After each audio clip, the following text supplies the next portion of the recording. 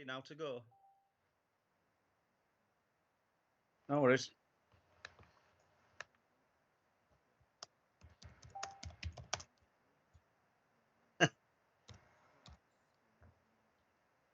No worries. We're good.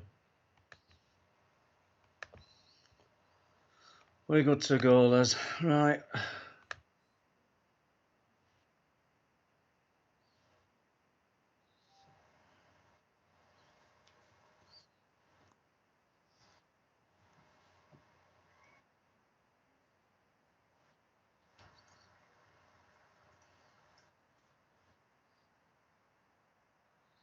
Okay.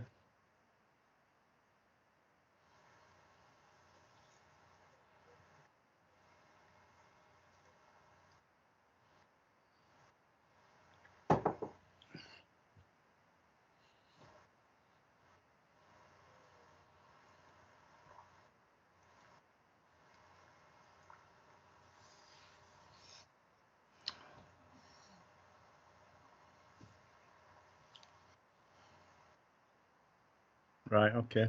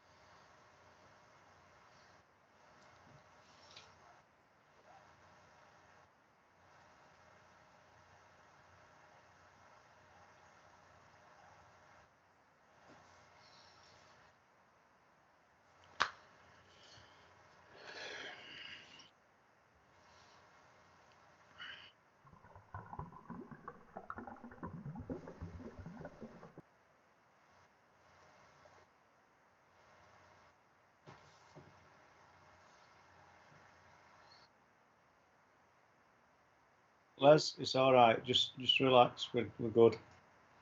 If it remember, if it doesn't work, we'll get it eventually, or you will. So don't stress.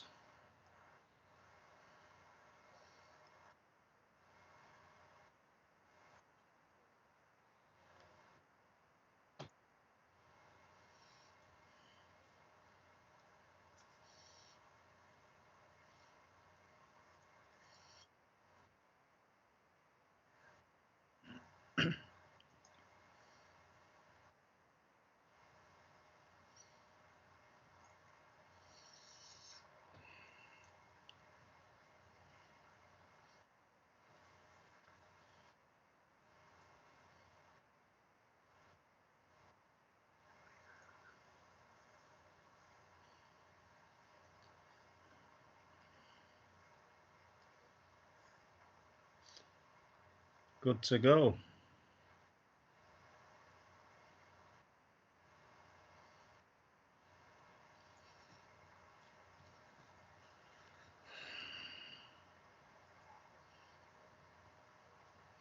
Says I'm live, Les.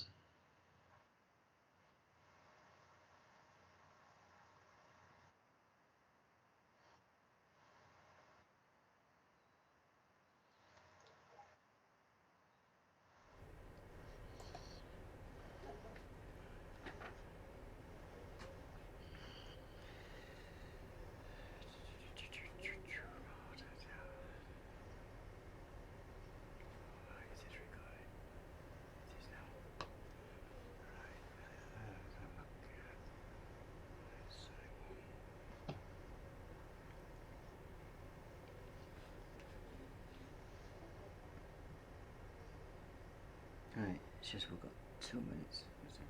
No. 2 minutes to go, Paul. Yep. It's telling me I'm live here. Yes. Yes, we are. But I take it we're not broadcasting then? Yes, we are. Ah, very good. I didn't know. I suppose if it says it's live, we must be.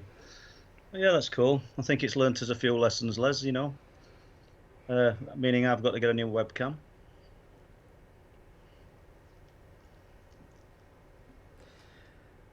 Just wait until the 9 o'clock hour comes up. All right. Everything by the book, yeah?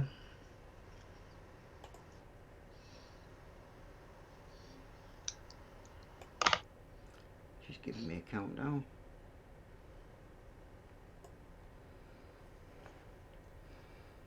Thank you.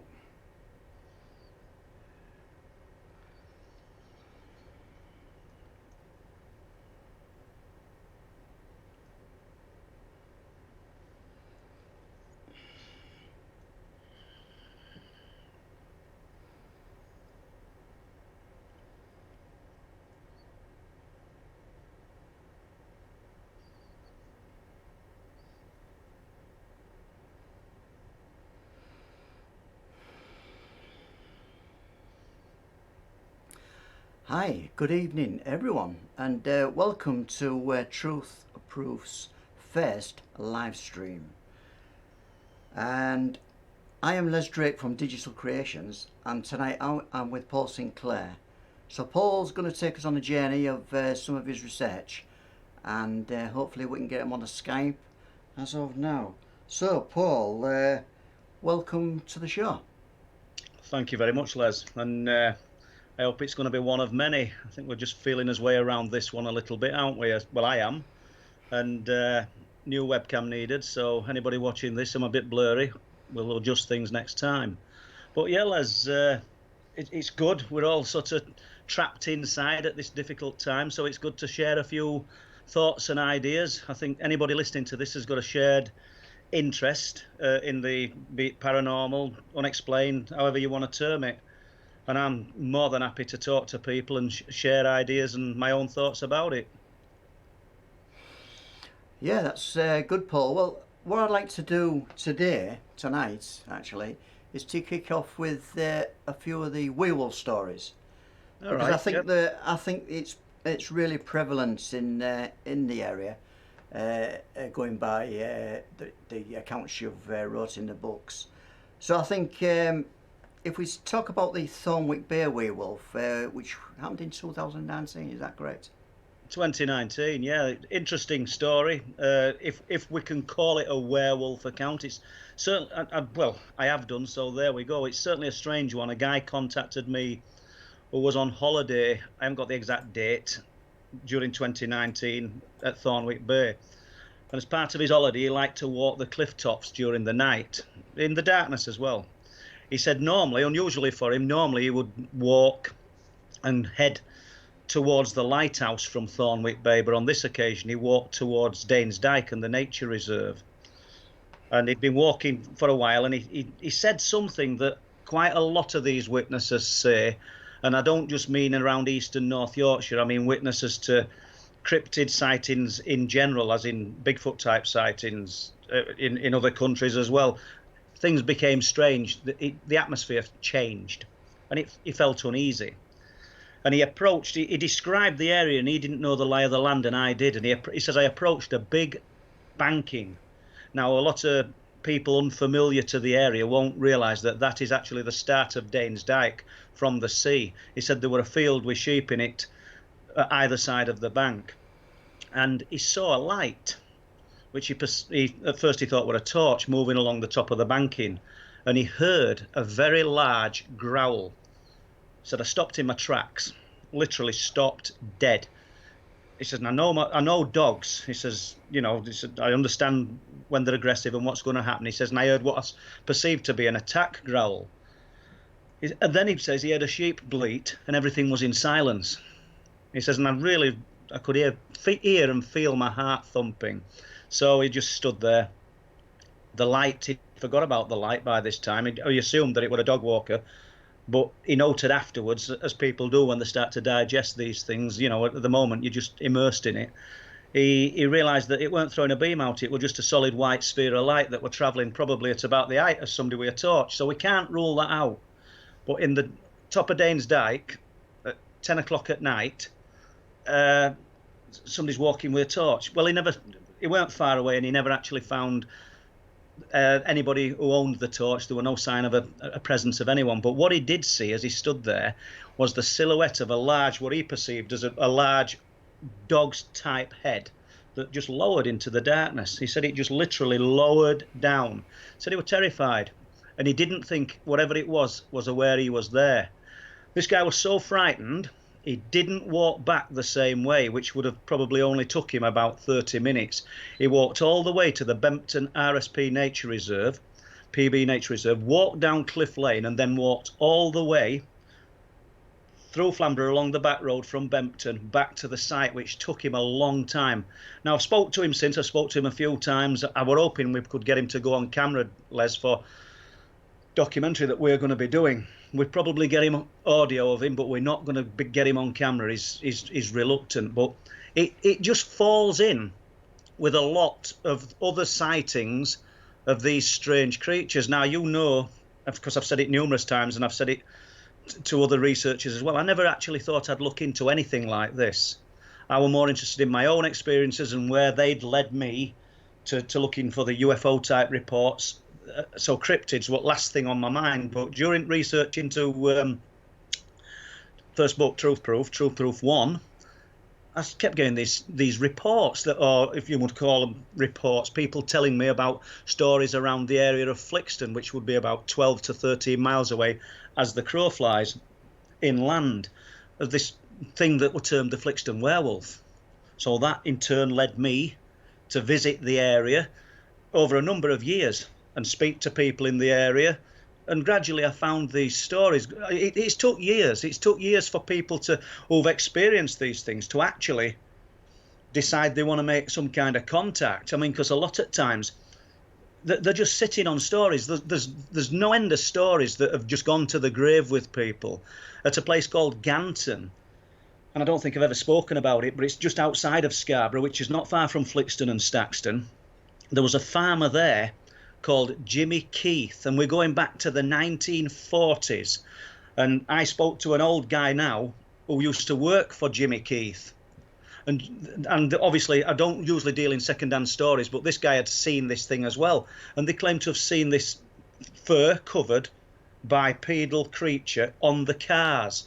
And there's going to be people, I don't know how many people's listening. It might just be me and you, Les, for these first shows, and Leslie. But the point is, whoever's listening, there's going to be people wondering what the cars are. And it's the cars, it's spelt CARRS, and it's an ancient lake bed, Flixton Star car. And cars, that's what it means, reeds and elder. And this creature, whatever it is, be it flesh and blood or be it something other, the reports of it on the cars and around that area are so numerous, it's unbelievable. But it's not just a werewolf type creature that's seen. There's a guy, they call him Lee, and his wife, and they live at Caton. And there's a place called something Garth, West Garth, just out of Caton as you're driving towards the cars. And he's on the road in his motor vehicle, and he sees what he describes as this bipedal thing covered in short hair, which sort of is opposite to description of things that we've been talking about around Bempton and the Flixton werewolf. It's short, silvery grey hair that leapt into the road in front of his car. Both him and his wife did see it. He said, everything was wrong about it, its joints and everything. Now, we did talk about that on a documentary that I made called Bringing Down the Light with Chris Turner, and this guy actually spoke on camera about it. I've got some more work to do with Lee, because we've spoke quite recently, but it all ties in. So I realised, Les, we were talking about East and North Yorkshire and along the coast, but it's not just localised to the coastline. These things go inland as well. At Grindale, which is probably 6 miles from Flixton, there's reports from the 1960s and 1970s of similar things. And a guy who works on the harbour who lives at Grindale and he's lived there all his life, claims that he's seen it. Now, in his younger years, he used to go poaching. People know what poaching is, trying to get rabbits and pheasants. So he knew the woodlands, he knew the area very well, and I think it was about 1977. I might have got year wrong, but I think it was winter time. He was with another guy, and they saw this thing leap over a hedge and land. Literally, he said it looked like it was stuck to Velcro when it landed on the floor. Brindle colour, if you can picture a boxer dog with dark brindley colour. He said it had like a baboon's face with a lion's mane. Now these things sound ridiculous. I'm not. They do, Les. They really do. But I can only tell you what people are reporting. I just stop you there, Paul. Mm-hmm. I think we had a big problem. Good. Not bloody good, is it?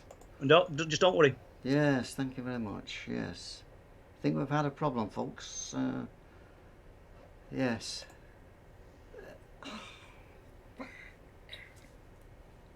Les, relax. Yeah. These things happen. Do they? Well, there's not we can do about it, man. We will master it. Okie doke, we will get there. And if it's not tonight, it can be another night. It's not a problem. Just hang fire then.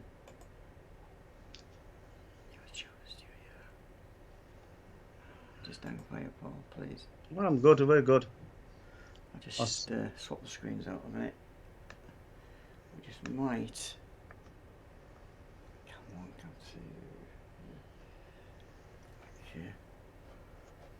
Oh, gee, I'm sick. Right, let's start again. So it went drastically wrong. Okay. Well, we're not pushing it out. I started to stream an early recording. God knows what we said on the early recording. And how long it went out for. Well, it went out for the length that you was talking. Till Leslie Kirby said she's seen a recording. So... What you know about the one I've just done?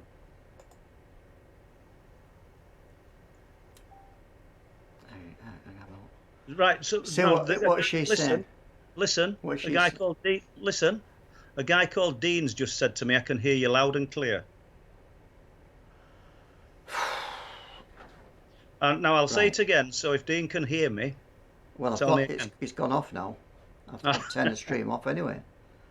Well, that's okay. So it did go, but it was not a live one, if you know what I mean. It's one we did earlier, and that it's saved in YouTube. Because I'd been streaming out earlier, hadn't I? So God knows what we're saying in there. I'd hate to think. Oh, I didn't say it untoward. Right, so just bear with us, Paul. It's I've seen the best of people go through all these traumas. Can you do me a favour and just monitor what Leslie Kirby's saying? Tell her we've gone off. Yeah, right. Tell her to put a thing on the truth proof page that we'll be back on as soon as possible. Look, Chris Wright's telling me everything's still working fine, Les. And a guy called Danny is. So Danny is, yeah. Okie doke. So we're still working fine, are we, guys? We are. There's nothing. Don't worry, Les. Sorry. Yeah. It's just life. Never goes to plan, does it? That's.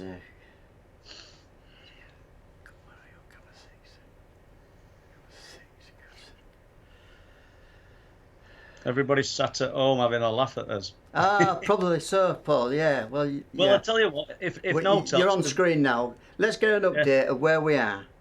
I don't know if it's streaming out this or not. So please, if you can see any feedback there. Well, it was just coming up on Facebook, little messages on Facebook. So obviously people can see it, but there's the live chat message. Just this image. Three other messages. Just this image. Then I sent a photo. Yeah, it's crazy. This, isn't it? Let's have a look. Okie doke. Yeah, you're back on. Oh, that's all I need, innit? Right. I'm going to have to turn your sound off, Paul. I know.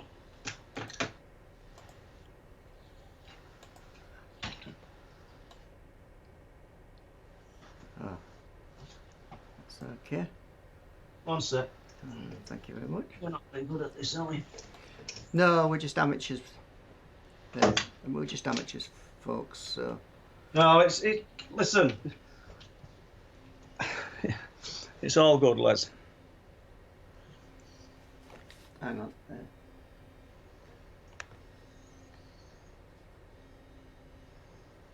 Hello.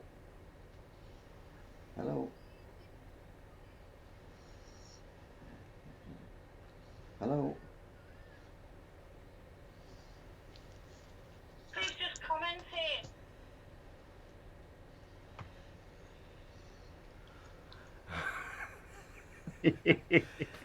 Okay, so what was a serious show, Paul, tonight is turning into a semi-comedic episode. Oh, listen, it's all good, Les. Just relax. They're in that recording that's going out now. There's. Hang on a minute. I'll just bear with us, Paul. We'll be back in a second, folks.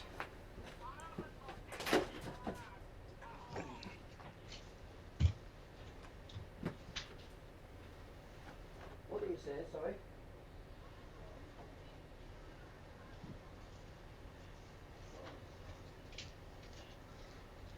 Right, I'm going to try and stop what it is we're saying. All right. Thank you.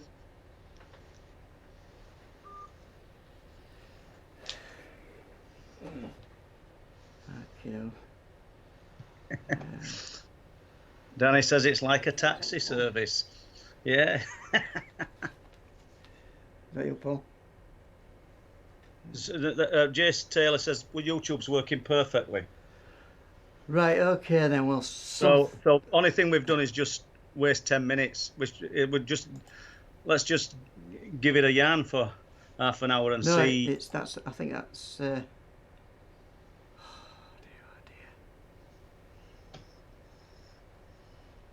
Right, let's have a look.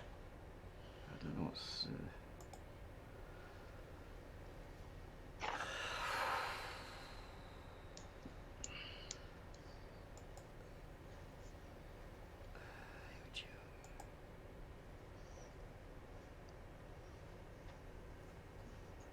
It's like Okay Big then, Brother. yeah. Okay then, we'll just go through another couple of the werewolf stories, Paul. Yeah, well, we'll give it a go again, yeah. I'm just checking on something. Okay. Yeah, no worries. So if I I disappear off the can't screen, remember don't exactly where I was. We were at Ganton, weren't we? Mm. And yeah, I think they're called the old guy Jimmy Keith. So I don't suppose anybody's going to be listening from Flixton, but if they are, they maybe remember this guy. But he'll have been dead a few years. I'm trying to think of the guy, Dave Hartley. It may have been Dave Hartley that told me the story, and they'd seen this fur-covered biped creature on the Flixton cars. So all these stories go back. They don't just go back in space of time that I've been researching and finding new stories. They go back decades and decades. And then if we go back into annals of time and we go to the reports from the I think it was 937 of the refuge that were built to protect the travellers and from the infestation of savage beasts and all those kind of stories. Granted, we'd have had wolves in those times and we'd have had bears, so there wouldn't have been just the things that people are reporting as we can call it, the werewolf. But it's interesting nevertheless, and connotations to name of Hunmanby a few miles away, farmstead of the Hound Man, and Flixton once being called Wolfland. It's just a full, it's like a full spectrum of unexplained cryptid type reports that are all concentrated in this area, and you have to ask yourself why. And once again, we probably come back to what I'm always harping on about, that location is the key. And there's locations all over the world that are famous or these kind of sightings. We've got the Beast of Bray Road in America. You've got the Skinwalker Ranch where, like we said, the strange direwolf and the actual Skinwalker sightings. That's why it's named that. And you can draw parallels to the area around Bempton and Speeton and Buckton to such a Skinwalker, because all manner of unexplained phenomena are reported around these locations. And it can't be denied. I mean, you will get people, you'll get locals, this is a normal night to them, sat in all day. They'll just be watching TV and going about the business, doing what they do, and that'll be 24/7. They might live there, but they've never actually been to these locations in the remote parts of it, and stood in these places in dead of night and spoken to people who claim to have seen these things, like farmers and trawlermen. I mean, we jump into the UFO aspect with the trawlermen, but they've all seen unexplained phenomena, and it's a multi-phenomena area. It's not just the cryptids. You get the big cat sightings, you've got the light forms, you've got people who are reporting the structured UFOs. It's everything, and it's not just Paul Sinclair saying it, Les. I've been there and I've seen unexplained phenomena up there. I wouldn't spend such an amount of time up there with people like Steve Ashbridge, yourself, Les and Leslie, Bob Brown. We wouldn't spend that much time up there if this stuff weren't there to be seen, because believe me, there's far more comfortable places to stand than a freezing cliff top in the dead of night. So it's there. The strange thing about somebody's calling, but I don't know what that is, whether it's yours or mine. The strange thing about this, though, Les, is that it takes you by surprise every time. You never ever, your finger's never on the pulse. When you least expect it. I mean, some guys that travel a fair old distance. Rick, PJ, and Craig. They both are. All three of them are hard-working guys, and they don't work together. So when the shift forms or the work day forms that they can have a day up at Bempton, they do, and they're really dedicated. And they came up in. I've been up a few times, but they came up in November 2018. This is the unexpectedness of it. I think one of them had read one of Truth Proof books, and it had stirred their interest because they're interested in the unexplained anyway. And they arrived, and they decided they were going to spend the time up at Bempton observing through the night. I think me and Bob had been and spoke to them early in the evening and then left, because we aren't sounding rude, people. Quite a lot of people want to meet me up there, and it might be a one-off for you and you want to spend the night up there, but I sort of live it and breathe it, so I can't just spend a night up there every time somebody asks me.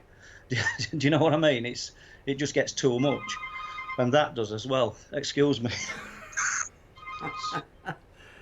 Okay, so Paul's just gone to answer the phone. I have. Right, everything sort of that. My phone's 24/7. I should have turned it off, people. So Rick and PJ are up there, and they're in. I think they stayed up there till, I don't know, 12 o'clock, 1 o'clock, and then they decided to walk back to the car, which they'd parked in RSPB car park. At some point during the night, I think it was Rick got out to have a wee, and he's looking over the sea as he's doing what he's doing. And there's a light over the sea. He estimated it to be about a mile out, no more. And he said it looked like a carousel. He said, weren't an helicopter. Now, in the dead of night up there, you would hear an helicopter. You can hear them 10 mile out, the thump of the engine. So he got PJ to have a look, and they're looking at this thing. They put binoculars on it. They went to take some pictures of it and to record it. And they couldn't do it correctly anyway, and they're looking at this thing. I can't remember the exact time, people, but we're talking. They thought they'd been looking at it for 45 minutes, and it turned out they were looking at it for an actual matter of about 3 hours. So they'd got some missing time. It was sufficient to draw them there. They've been about 5 times since, and I mean, they travel a like 4 or 5 hour journey to get here, and they spent night. The last time they came, because I could go into detail about that sighting, but the last time they came, it was December 2019, and me and Bob Brown met them up there. Just once again, out of decency, because they'd come for the night and we didn't want to spend the night up there. 10th of December, something like that, 2019. Freezing cold night. We'd probably been 4 or 5 times in the week. Spent some time up with them, and they said they were off to Caton Bayless to observe there till about midnight and then come back to Bempton. So this is the unexpected element of what's presenting up there. We said we were going, it'd be about 9:30, 10 o'clock, and they said they'd walk back with us because they were going to go to Caton, probably 6-7 miles away. As we're walking up the path, so there's me, Bob Brown, PJ, Rick and Craig, and we're just walking up the path in darkness. There's a strip of trees at the side of the RSPB. They're no more than 20 foot high and about 15 to 20 foot wide strip that runs up to the RAF base. We're about 3/4 of the way up the path, and suddenly a brilliant red light punched up from the ground within the trees. And to give listeners a description of it, if you saw a child drawing a kite in a kiddie's book, the little triangle shape, it looked like that. Now there was 5 of us. PJ didn't see it. He must have been looking other way. But the 4 of us saw it. We all described the same thing. There was no mistaking. This wasn't a flash of light or a meteorite in the sky. It came up from the ground. So they've got 5 people, fairly logical. And we saw it was a really deep blood red light. Interesting thing, when it came up, it was there, banged into existence, but it took it a few seconds to actually fade and dissipate. We went straight to it, Les, and PJ and Bob went into the car park first to check there was no people in or cars. There was nobody. And myself and Craig, we sort of went either side of the edge with torches, and we're looking for any traces of burns or anything. There was nothing. So that's the kind of thing that's presenting up there, which you wouldn't expect. You wouldn't be thinking to yourself, we're talking about UFOs, we're talking about cryptids, unexplained phenomena, but a red light. How do you rationalise that? That doesn't conform to what people are writing about, to what people want to hear. But nevertheless, that was highlight of them guys' visit. Literally, that was the highlight of their visit, and that made it worthwhile for them coming. Probably something that lasted 3 seconds from, well, not even that, from start to finish. But it was so unexpected and it was so spectacular. It was brilliant. Right. And so just a question then. What makes this area so special when it comes to sightings and strange anomalies, and although even the werewolf phenomena? I know there's a lot of military equipment based up there. There's the RAF Bempton, the ex-RAF base, which closed down in the 1970s. Does any of this relate to anything? What's going on, do you think? I don't know. There's another base that's active, probably, well, it's not probably, about 3 miles away, inland at Speeton, and that's another RAF base. And that then, if you went another 8 miles further inland, you've got RAF Staxton Wold. And they're both active. I've been told that at one time they were all linked below ground. Obviously, that I'm jumping from the UFOs and the unexplained phenomena, but it is interesting that a lot of military installations do seem to be positioned where there's a lot of unexplained phenomena as well. Or could it be that there's an interest in military installations by us, the population? So if we're observing, this stuff might be there all the time. I don't know what the common link is for all this sort of multifaceted paranormal soup that's swimming around and presenting up there is. I don't know. I mean, want to jump into it again. I keep saying it. Location is the key, but I don't know why these areas are so special. Why would Skinwalker be special? Why would the place in Norway that's famous for, I can't think of this, for producing the light forms, be special? But they are. There's no getting away from it that certain areas produce unexplained phenomena, and some of it's just famous for single type phenomena, lights, like the spot in Norway, but some of it's multifaceted, like Skinwalker and like this area.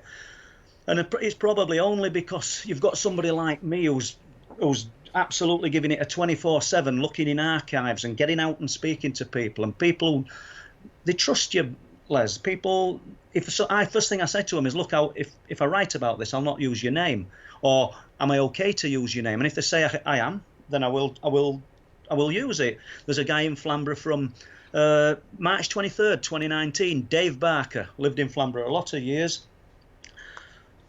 As far as I can see, good, decent guy, nothing to gain by telling me such a story. And he contacted me to tell me that he'd seen the lights that I've been talking about, and he lives in view of the lighthouse. He lives on Lighthouse Road. So that's sort of telling you. These people, these residents of Flamborough, Bempton, Filey, Speeton, they know what's out over the sea. When they can look out on a night and see those lights on the horizon, they're not going to think, oh Christ, that's a strange light. They know that it's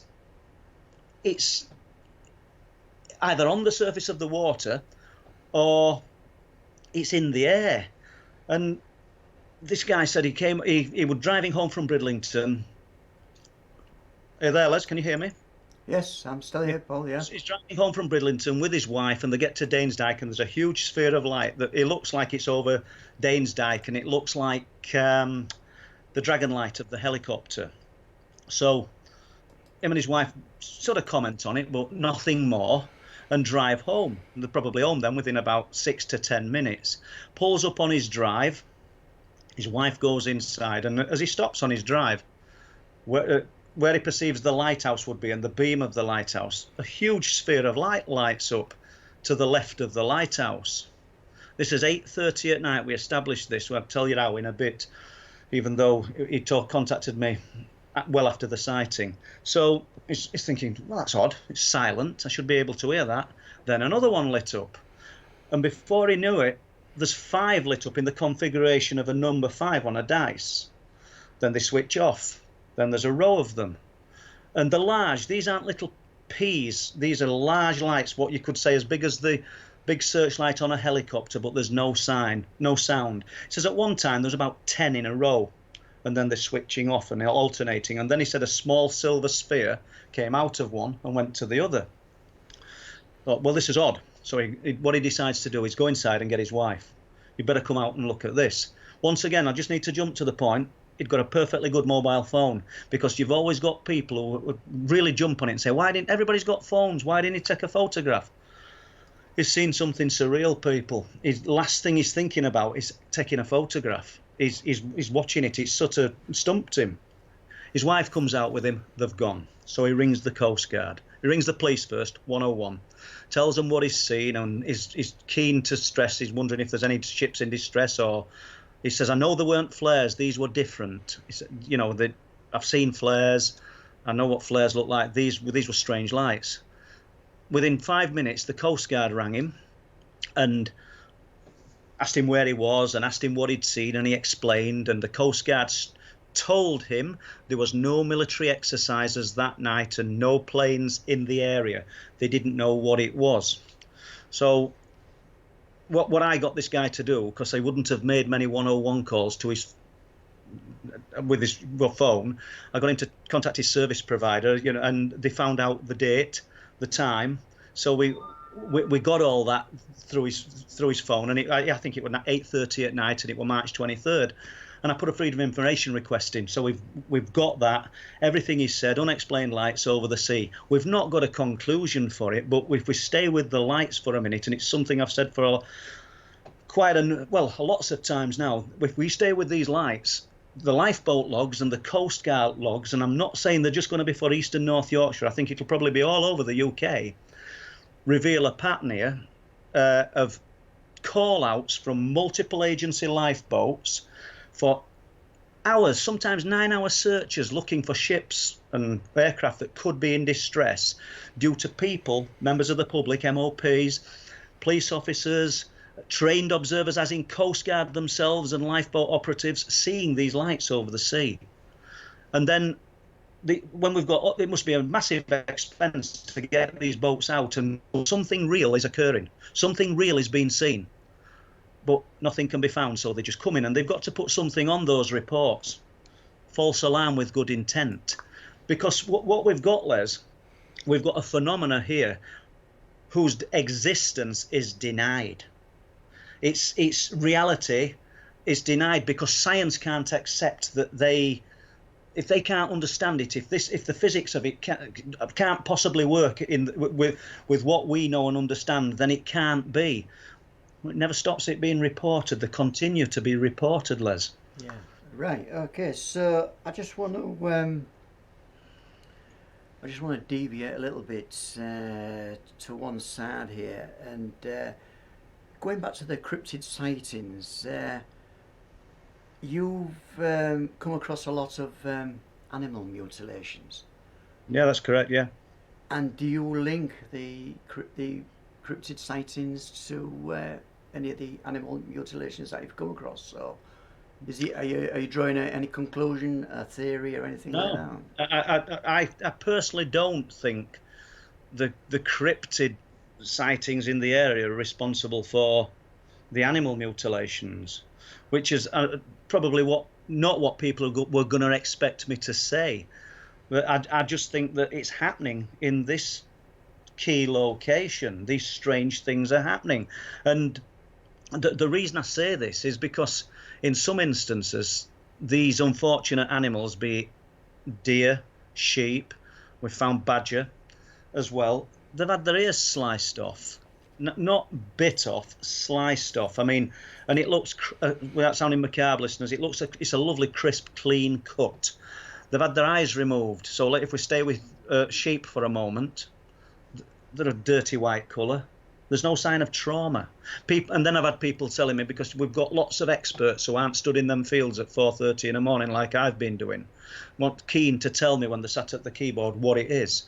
And it's crows that's taken their eyes. Well, I can tell you, I've found these carcasses in some instances when they've been killed during the night, and they've not got eyes, and there's no trauma around the eye socket. It's just gone. Faces stripped of skin, and no meat taken from the sort of core of the carcass.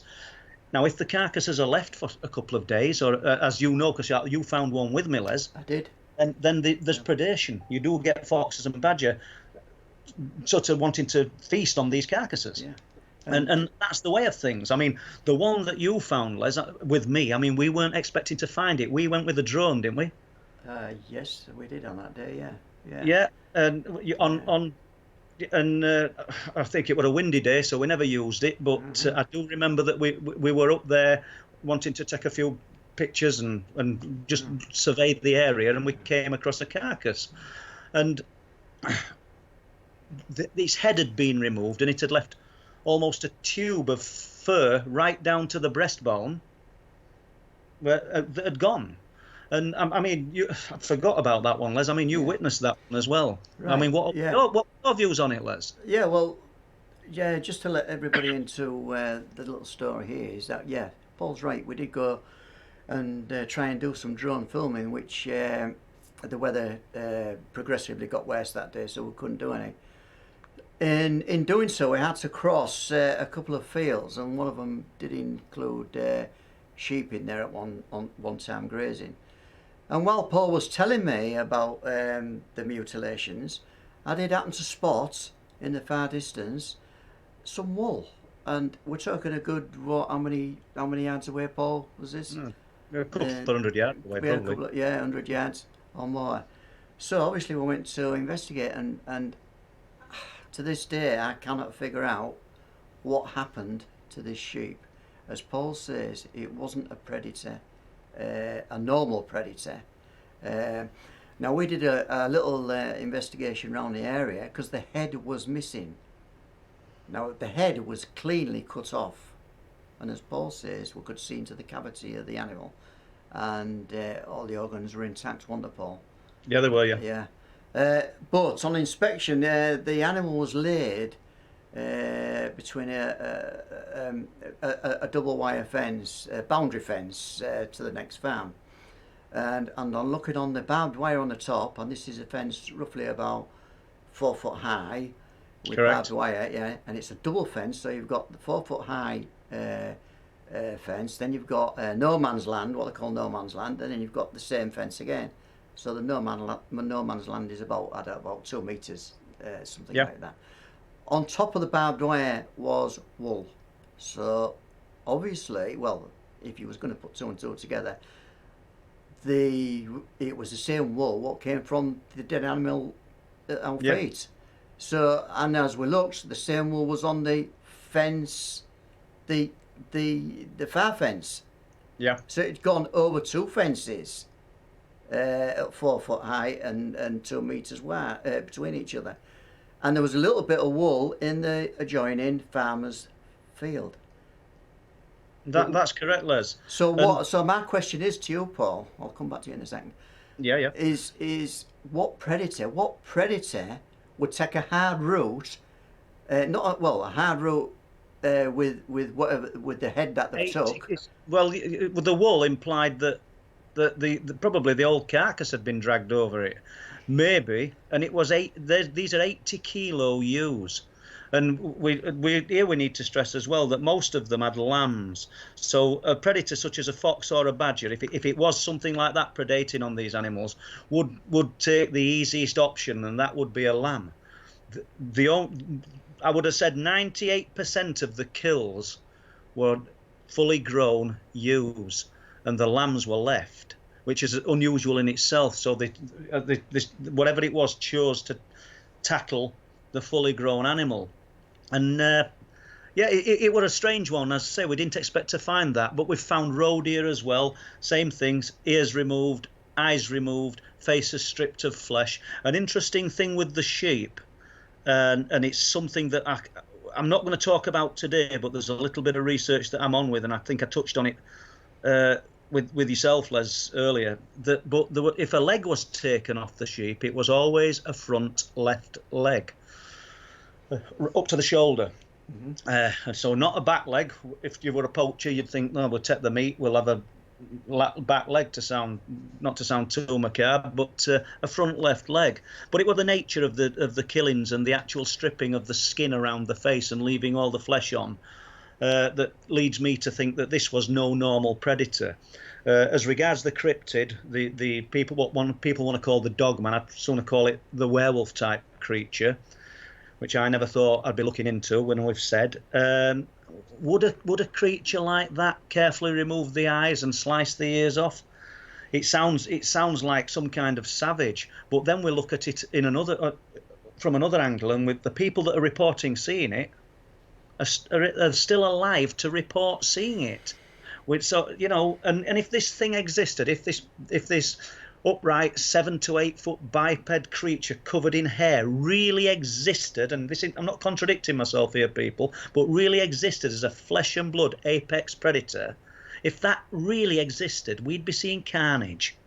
Do you know what I mean? We'd be seeing animals. It'd need to consume a lot of flesh to sustain itself. I mean, if we consume 3,000 calories a day and this thing weighs 300 or 400 pounds, it's got to consume 7,000 to 8,000 calories a day. So yeah. So and where's it going to live? Yeah. This is why I think it's paranormal, Les. I don't care if people can't get their heads around it, but I think that this thing, just like the skinwalkers, just like the Native American Indians think, this thing lives between two worlds. This thing has the ability to step from its own sphere of existence into our own, and that is the reason it leaves no proof. This is, as the subtitle of the first book, The Truth That Leaves No Proof, because people are seeing it. That can't be denied. The evidence, Les, is overwhelming. The proof is nil. It's leaving nothing. And has your research always just been in this area, or have you sort of like extended your research into outside the area and to take on board what reports are coming in from other areas, whether it likens to your investigations or not? I think we've got to, Les. First book, East and North Yorkshire. Second book, primarily East and North Yorkshire. Third book, we ventured out a little bit. There will be a book 4. There's enough information for a book 5, but there will be a book 4. I'm doing the Night People first. But jumping to your question, I've got such incredible reports from.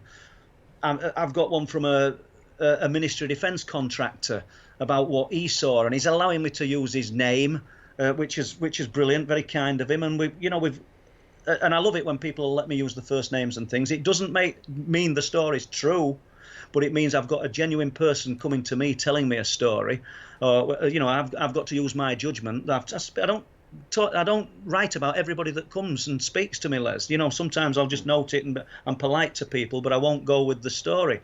But yeah, I've got some incredible stories. I mean, everybody listening to this might be familiar with Colonel Holt from Rendlesham Forest. The colonel who went into the forest.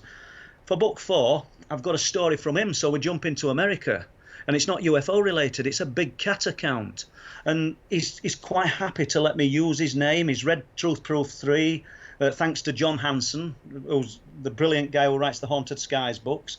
He contacted him and he's read the book, and you've got lots of people. I mean, I consider Colonel Holt a credible witness in view of his UFO, what should we call it? It's an incredible story, probably Britain's biggest UFO account. And then he's come at me with a big cat story that I don't think anybody will have ever heard. It's not going to fill thousands and thousands of words in a book, but nevertheless, it's a great story. I've got police officer sightings for book 4. I think I've got about 5 still working within the police force. People who've been confident enough to come. I mean, 2 of them have let me use their names. There's a police officer comes onto the cliff tops with me, and we've spent, I don't know, 4 nights, full nights up there. We have our own views on what's happening with the missing people. I find the missing people probably the most difficult thing to talk about and write about, because it's so delicate. You've got to have so much respect, and I'm putting these stories in books alongside unexplained phenomena, so it might clash with what people want to think and think it's disrespectful. How I look at it, these people have gone missing, Les, in unusual circumstances. I'm not drawing no conclusions and saying anything is responsible, because I simply don't know. But nevertheless, it's unusual. Right then, Paul, yeah. I think at this point, I don't know if you can see any viewers' questions on the YouTube I can't. chat. It says chat disabled for live stream. Well, that is really, really useful, isn't it? So let's have a look then, see if I can get into the chat here. And if anybody's listening to this, people, I'm pretty useless at this, aren't I? I'm useless number 2, so... No, listen, this is his first attempt at it, and I think we know that you've got a brilliant camera there, and I think I need a good webcam, but I never use webcam, so there you go. And I just hope it's... Well, yeah. I don't necessarily mean cheered people up, but it's somewhat different to listen to on a Friday night when we're all sort of basically trapped in his homes until this gets resolved. Whatever it is gets resolved. Okay. And I hope everybody stays well. Well, if I can pull a few questions out to the chat, which I'm seeing here, and I don't know why you're not seeing it there. Not to worry. Is there any questions there? I've got a little story from Timothy Dean. Okay. He says he lived in Grindale for over 20 years, never heard any locals mention it, but did see something across the fields when I was a kid. So are you familiar with that area? I'm familiar with Grindale, and Timothy, I've written about this story at Grindale in book 2, and if you want to contact me private, I'll tell you. I have no problem telling you. I'm not going to say on air who's told me, except that he lives in Grindale now, and you'll not probably know who he is. You will definitely know who he is, and it might surprise you. And it's a genuine story. It's not friend of a friend told me. This is a face-to-face story. He's allowed me to record him. In fact, in the documentary that I did with Chris Turner, we have him telling the story. We've blurred him out because he didn't want to go on screen. So there you go.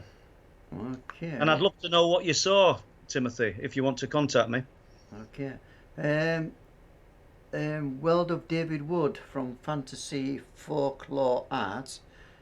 He says, I always wondered why UFOs need lights, which is a good question in itself. I suppose. Well, it's a good question, but I mean, just to finish what he says, he said, let's say they don't want to be seen, be elusive. Why have such noticeable lights? a good point. I mean, That's a I'm good I'm not point. in a position to answer that. I mean, any more than you are, really. I mean, why would they need lights? I mean, a lot of times when they are seen, they're in very remote places where nobody's expected to be, or the scene, and it's the last thing you're going to expect to see. The silence always surprises me as well. Up at Bartondale Farm at Hunanby, the occupants of that farm went out for cigarettes one night. I think it was 2014, and they observed over the farm a huge boomerang-shaped object, absolutely monstrous in size, totally silent, and we're talking jumbo jet size, shaped like a boomerang, which slowly faded into the distance. They rang some other farmers. And I've spoke to all the farmers, but there's only the people at I've spoke to them all, but there's only the people at Bartondale gone into detail with me because they saw it clearly. Stopped a wind turbine as it passed over. I know we've jumped from the lights, but they weren't even aware it was there. And they said it had just got dull neon lights on it. Because, let me just get to my point, it went into the distance, they discussed it all night, they went back out for a cigarette, thinking, good God, we've just missed something amazing, probably an hour later, and it was above them, and they didn't even know it was there.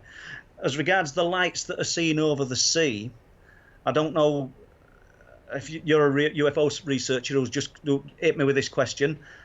They don't display like a conventional light would, meaning they're not illuminating the area like a conventional flare would, or the light of an helicopter. They're very vibrant and bright, but they're not filling the area with light. But as regards why would they need lights, okay, I'm in no better position to answer that than you. Yeah. Just one question from me. I think I'm just going to jump in with this one, Paul. I know for a fact that you've reported and documented lights seen under the water. Oh, yeah. And that's just off where you go at Bempton, Flamborough, and around that area. Just off what's called Big Railings, a bird stand at RSPB. So can you tell the viewers, listeners, exactly what you did see there and what you think it was? Yeah, I think it was 2017, and I think it was March, May, June, July 28th, 2017, and I was Bob Brown. Bob wanted to go up. He wanted to have a look at the old RAF base. So you get to the RSPB centre at Bempton. If you want to Google Earth this, take a left and head up towards. And we looked at the base. We walked on towards Speeton, and we'll get to the lights in a minute. Les, whilst up there, I got a phone call from a guy who lived at Garton on the Wolds to tell me that his daughter had just seen a UFO on the way home. Quite out of the blue, I'm talking to this guy.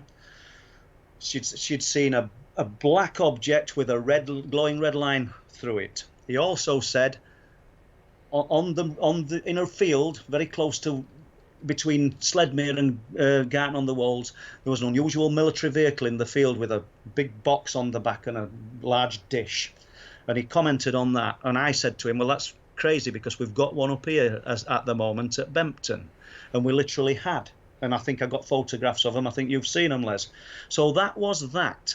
Then we walk, and further down the cliffs, we're on his way back, and we get to approximately where the RAF base is, Les. Yeah. And I can see lights out at sea, under the sea, in a triangle formation. Now, listeners, we've got to understand that three of anything is going to look like a triangle, whether it might not be perfectly equilateral, but we're going to look like a triangle. So I point them out to Bob. He can't see them. He's waiting for a cataract operation, and they're a good distance away, and he says he can't see them. Well, Bob's 72, he'll not mind me saying, so he's a bit slower on his feet than me. I said, I'm off down there. I want to get some pictures of these. And I set off in front of him, and I get to Big Railings, and they look like they're directly out from me. And it's clear. You can see three spheres of light under the sea. It's difficult to ascertain the distance, a few miles out maybe, because you've 22 miles to the horizon. But they're large. These are big spheres, and it's not dark. It's not night time. So eventually Bob arrives, and with him being closer, he looks. He says, I can see him now. Yeah, sees them. Bob's taking pictures with his mobile phone. I've got a Canon camera taking pictures. we both got pictures. Unbelievably, I've got a half decent camera. Bob's phone took better pictures. It's crazy, but there you go.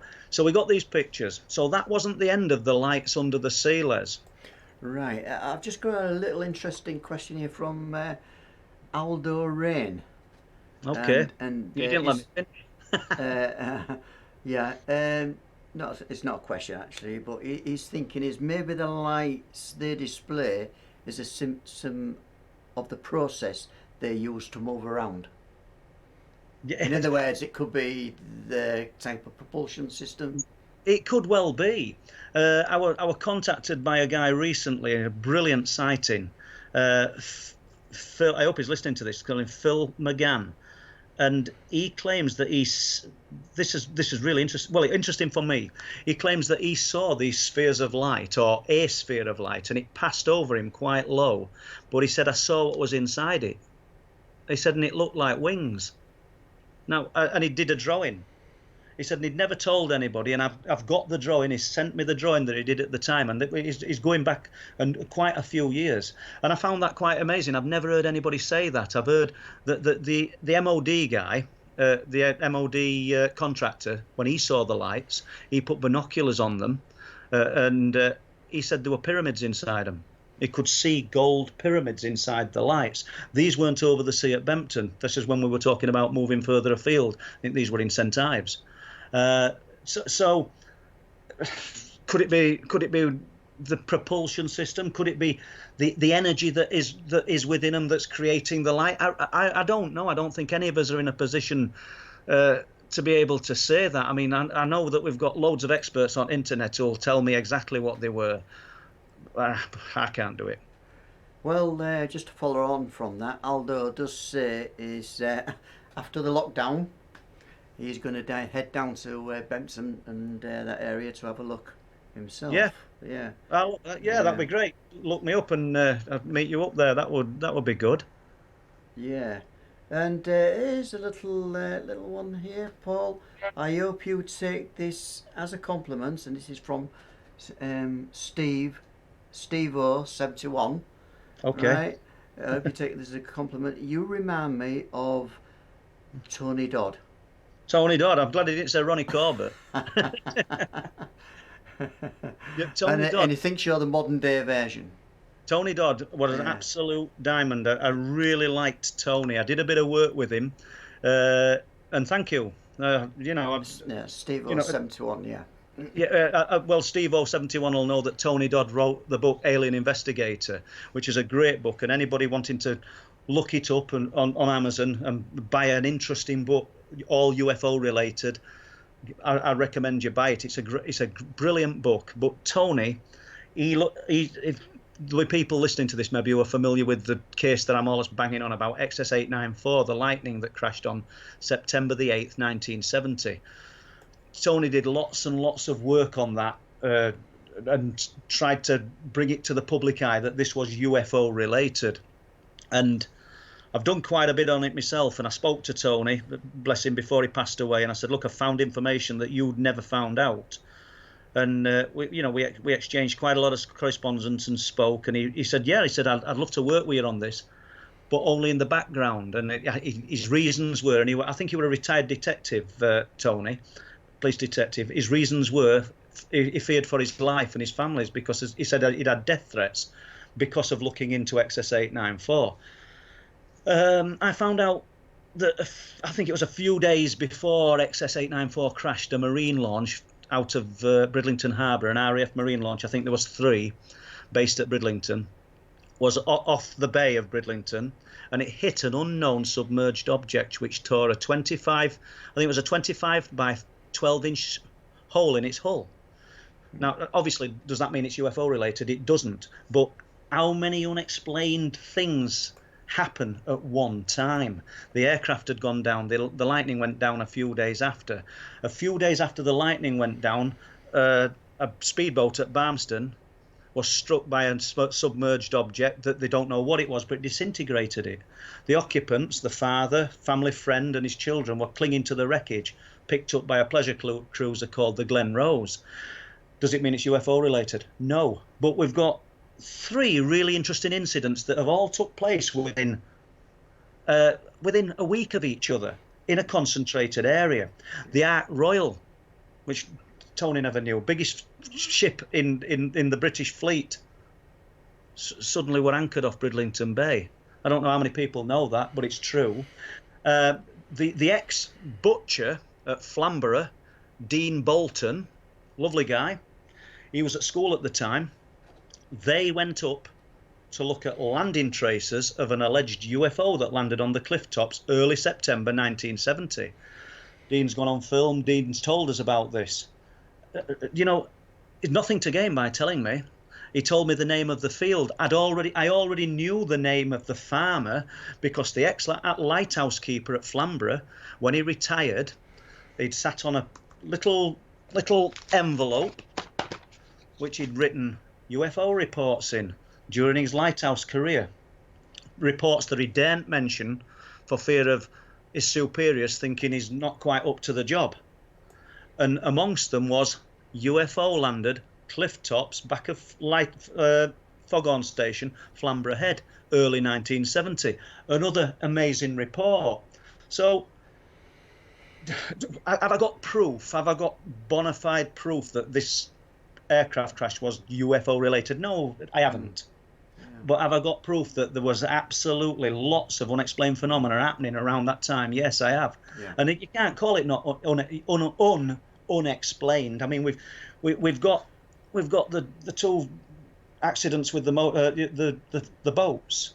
We've got the two separate incidents of the landed UFO on the cliff tops, one from the lighthouse keeper, one from Dean Bolton, the butcher, who's verified what the lighthouse keepers said. We've also got the fact that the MOD contacted the farmer a few days after and ordered him to plough the field out. And apparently it was Men in Black. Now, so yeah. Interesting. I'd not wrote about any of this because some of this information came out afterwards or I found afterwards. Okay, I'm just going to jump in. We're just going to go a little bit back on subjects here, and let's have a look. Yeah, Greg, 1984. M. Oh no, sorry, I've got that wrong. Sorry, it's Gaz G, 1984. It says, "Hi Paul, are the animal mutilations still going on?" It would be difficult to say, Gaz, because the area where things were happening, there's no animals on there now. So I've obviously with nature of what's happening, this lockdown, I've not been able to go up. But even before that, this year I've probably only been up 6 times because it seems pretty pointless. At the peak of the activity, I was up there probably 5 days a week in between 4:30 and 5 o'clock in the morning, walking the fields. Some of it, I'm looking for answers, logical answers myself. So I'm not discounting that there isn't the possibility that it's humans doing it, but it's in such a remote place. I'm not certain it is. And how are you going to catch a roe deer? I realise I'm going off on a tangent here. No, I don't think it's happening at the moment. Right. Okay then. So let's have a look. Dimensions and Beyond asks. This is great. It's good. It's great material, and we all want to know all about your stories. This is great. Oh well, there's a recommendation for you. Well, thank you very much. I think I've spoke on Dimensions and Beyond. I'm pretty sure I have, and thank you very much. Yeah, can I just come in here, Paul? Yeah. What I've got to say on this is all new for Truth Proof, and hopefully we can build on this rather shaky start that we've had tonight, and Paul can be answering lots of more of your questions. So I'll just come back to Paul then. Yeah.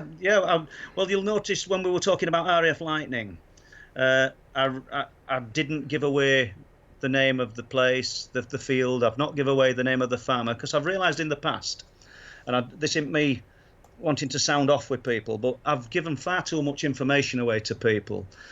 People who actually don't want to do any of the research, don't want to do any of the work. It's probably my little dig here, guys, and I'm doing this 24/7, and sometimes you do feel a little bit used, and I've loved sharing these stories with people, but some of the details and the locations I will be holding back on, not because I'm mean, simply because obviously, and sometimes because the people who've told me don't want intrusive people walking about on their land or asking them questions. Sometimes people have asked me things, or come to tell me about things on the premise that I don't divulge who they are. But in the past, I think I've given a little bit too much information away, and I'm going to have to just cut back on doing such as that. But I still want to share the stories. I still want to sort of keep people interested in what we're looking into, because it is a common interest, and it does need to be shared with like-minded people. And that's the only way that we're going to get other people to become more accepting of it, and other people to tell us, because there'll be lots of people out there who shrug their shoulders and laugh at such as us talking about this, but they've actually, at the back of their mind, they'll have had some kind of crazy experience or weird sighting that they're just not quite confident enough to tell somebody. And I'm hoping I'm going to be that person that they tell, or somebody else who's going to be a friendly ear, not laugh at them, not judge them, just listen to them. And of course, where a lot of this information that you disseminate through is through conferences, and as we know now, this year, for the foreseeable, we're in a lockdown and all the conferences have been cancelled. So, so I think a question came in from Steve071, says, have you any conference appearances penciled in for later this year? No, I've turned quite a few down. Not for any other reason than I just have, and maybe I should be doing them. I did the RawCon, the Alan Raw conference in Hull, I don't know, about a month ago. Really enjoyed it. Alan asked me to talk, and I declined. And when I got there, I felt a bit bad. I wish I had have done now. So me and Alan have spoken, and I think we'll be sorting something out for next year. Well, this year, all being well. We'll just have to see how things go. I were due to talk at the Awakening, and that's been cancelled. And I like conferences. I prefer to sit in audience and sort of observe, but I've got the attention span of a fly, so you'll find me walking about all over the place, Yeah. Okay then, Paul. I think we've got through most of the questions tonight. Yeah, that's cool. I'm looking at the time now. It's we've been on air over an hour. So I think at this moment in time, I think we can give it a wrap, really. Excellent. Is there anything you want to say just before we end the show? No, I hope whoever's listened to this has found it interesting and can just bear with me and you and Leslie, because there's three of us involved in this, and digital creations are a massive help to me. Absolutely anything that I ask them to do technically with internet and computers, because I'm pretty useless with it, these guys will help me.